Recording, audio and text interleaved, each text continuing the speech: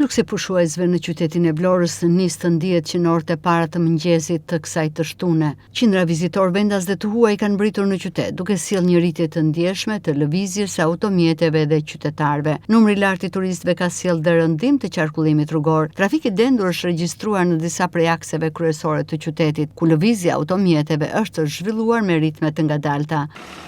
10 ditë që i pari i muajit gusht ka sjellë edhe numri më të lartë të pushuesve të cilët zgjedhin qytetin e Vlorës për të kaluar pushimet e verës.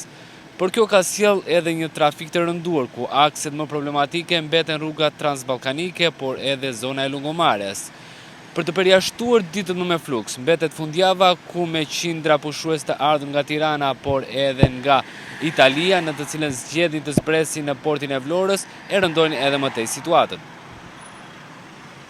Situata më problematike është konstatuar në aksin transballkanike Lungomare, si dhe në aksin Radhi-Morikum, ku fluksi automjeteve ka qenë më i lartë për shkak të mbritjes së pushuesve gjatë fundjavës. Problem mbeten dhe parkime dyshe, por dhe në shumë raste 3 në radhë në zonat bregdetare, si dhe drejtuesit e automjeteve, të cilët nuk zbatojnë kodin rrugor, por për të shmangur trafikun bëjnë parakalime shpeshherë të rrezikshme, duke rënduar atë dhe më tepër. Autoritetet u bëjnë apel drejtuesve të mjeteve të tregojnë kujdes gjatë qarkullimit, të respektojnë rregullat e qarkullimit rrugor dhe të shmangin kur është e mundur oraret e pikut për të lehtësuar trafikun. Pritet që dhe e diela, por dhe fundjavat e mbetura të muajit gusht për shkak të numrit të turistëve të jenë me të njëjtin trafik të rënduar në qytet.